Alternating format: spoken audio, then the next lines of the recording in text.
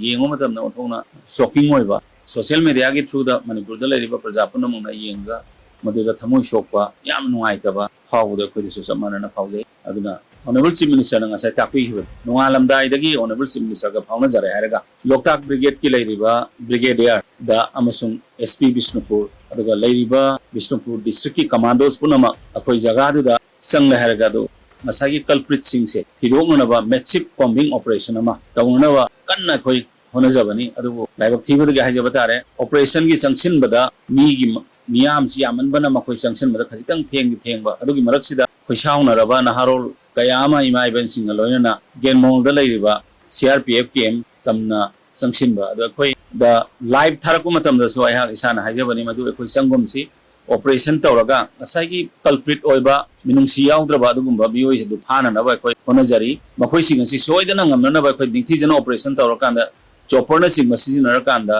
akoi chopper sti mamli banina kanu tawraga khadang an thorko sin na ba tawri haidana banam mafam adu sangbi ganu haidana live thagalaku matam da hangna hajaban adubu sawbana hen badagi akoi naharon kayamna sangsil haraganda CRPF ki gari sing mai thadokpa KM sing mai thadokpa dagi CRPF su makoi ngathokpa dagi oramba yai sauning badagi soramba yai makoi su makoina nongoi kap thorokpa dagi aduga mi manga mana bullet injuries ataina mayam ne sinna ba khoni sinna ba khara sok pan ba khara yawi aduga ani mana laibak thibadagi akoi ani mana akoi leihidre aduna hoji ayhangna mayam da praja sing da koi shauna raba ai praja sing pen raba praja sing da koi thamoi athabiu koi sarkar gi side tagi security measures sing laura harga masai security meeting da honorable chief minister na haibi khiba ngasi simak makoi si hingna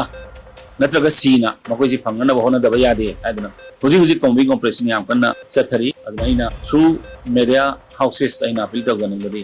akoi hairiba mioi sing asi phana na ba hona ba da akoi khara wakhan tapsare hairaga haibadi security forces mayam sanction gadabanina matam mamadadi akoi state ki commando sing da sangba yadabado ngasi ri akoi namna sing da sanghanjabane akoi adubu ngasai gi CRPF ki amta attack torpo sidagi amu commando sing jam haidora kanda makoi asok apan sing sidi commando na bullet proof ki vehicle sing loi puncha krabanina makoi sing samuk lokhong bai hona matam da koi commando sing se amuk withdraw tawba aduna withdraw tawdana ba akoi shanti pungning khachitang phathabi re haraga shanti maintain tawre haraga hairiba akoi na singnariba gothol gumba area sing ju loi cordon tawra laire aduna masida huji so helicopter yauna operation sathari masida akoi punna sojok tawmina haraga tamthiraba adugum laba phatraba mioi sing adubu hingna masum sina phangna ba hona bada akoi na sojok tawmina si haiba wafam singina